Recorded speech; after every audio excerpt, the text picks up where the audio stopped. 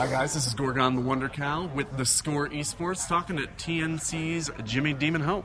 So how are you guys feeling coming out of the group stage? Are you confident? We're very confident. I mean, of course, we were a little bummed out the fact that we were 1 point away from making a tiebreaker. Seeing Group B as well, 6 points got them to winner bracket, and we had 7 points. I mean, at the end of the day, we can only blame ourselves for it and our unfortunate circumstances. But overall, we are going up against VGR, and we do feel confident in overcoming the fact that we did get to choose our opponents, made it that much better. So. Yeah. Now, you guys did come in, and you had some really stellar games through the group stage. So, has that given you a boost of confidence, even though you haven't necessarily made the upper bracket? Oh, most definitely. I mean, the fact that we took down the favorites. LGD were one of the favorites, and despite one of their players having a visa issue. Wings, one of the favorites to actually win the whole thing. Us 2-0ing them built a huge confidence booster for us. I mean, we had some bad games, we had some good games, a balance of both, and hopefully we'll be on our good one on Monday when we go up against VGR. Does the best of one aspect of it add more pressure in a way that you think will impact your team, especially the less experienced members? Or do you guys feel like it's not any different than a best of two would be in terms of mentality? I actually feel our team is one of the scariest in a best of one, and many would say and agree with this. Maybe not, but I feel we are much more confident in a best of one, even best of two. So overall, like I said, we feel good about it, and it's these guys' first major event, and including myself, despite me being a veteran, this is still my biggest stage I've ever competed in. Yeah, and you guys are handling the pressure really well, especially for a new team. Have you discussed as a team at all how you'll move forward after the international, how the results here might impact your future together? I mean, for me, I know most likely these guys are still going to be sticking together, but my future really depends, I suppose, on the results here. Okay. I may or may not be sticking with them. I really love the guys and all, but time will tell, and we would have to see until after the tournament because it's still undecided on what I want to do for my future. Is that related to you, like a personal question in terms of where you want to live and the relocation? Has that impacted your quality of life and the way that you think about the team?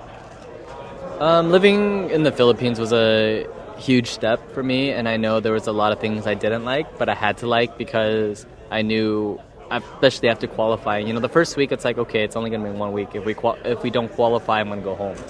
But the fact we had to qualify, and there was a lot of little things where, being and living in America for 25 years, going to the Philippines, it's like, is this normal? Is this what they do? And everything that they seemed normal to them was not normal to me. But I had to accept that fact and move forward. If I didn't, I would be miserable, unhappy, and yeah, I mean, like I said, an old friend, a really good friend of mine said, did you come there to live or did you come there to win? And my main focus, it was TI6. I get through this, I make it to TI, and at the end of the day, I started adapting, and I enjoyed the culture now. So it's a big up. It's big. It's a huge difference, Yeah. So, yeah. No, that's a really inspirational. You got there and you felt a little fish out of water. Now you're enjoying the culture. Has your team brought you through that, or have they helped you keep from feeling isolated in a foreign culture in a different land?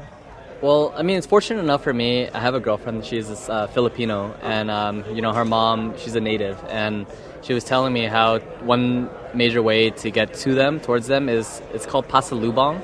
Basically, it's a Tagalog word, meaning it's a gift from a foreign country to their country. So I got them all gifts and chocolates, and it was something small, but something like I'm showing appreciation back towards them. And it took, I think, almost 2 weeks for us to get very close to each other. Even after qualifying to the International 6, the team, they were all celebrating, and I was sitting in the middle, and there's a video of it, actually, and one or two of the players were about to hug me, and they were, very indecisive, and instead they skipped me and started hugging and screaming with each other, and I was happy and all, and I was, at a complete, utter shock, but it was just, after watching it, and, I remember it's guys, where was my hug?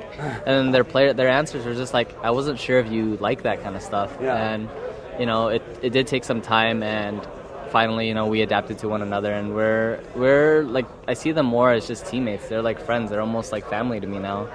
How does your communication work in the game? Do you guys have any difficulty breaking that cultural barrier? And I know a lot of times when players from Europe and the Americas go over to specifically like China for LGD International or something, there often communication issues break down in a team's chances.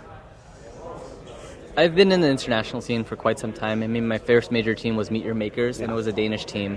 And they spoke a lot of Danish, which I had to, of course, adapt in.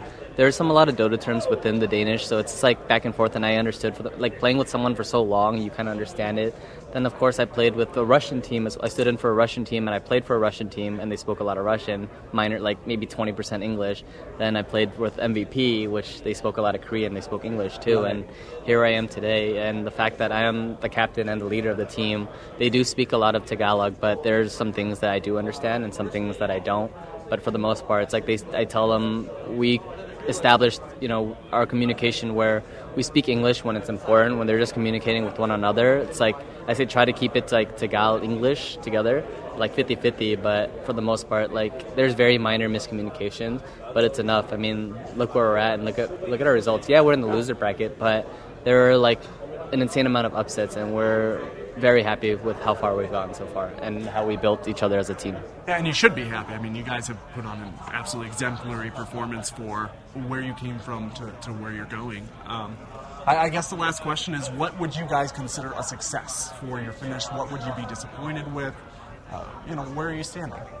Anything more than last place. Of course, our goal is to win, like, especially my goal. It's like, I want to win the whole thing. It's a dream, for them to be here. It was a dream. It was just a dream to be here. But realistically, it's like, for me, I want to do more than just be here. This is my 4th international, and my biggest placement was 4th place of TI1, and I hope to repeat somewhat of a similar success. But I mean, top 8 would be a major success, I think, and we would be very satisfied with it.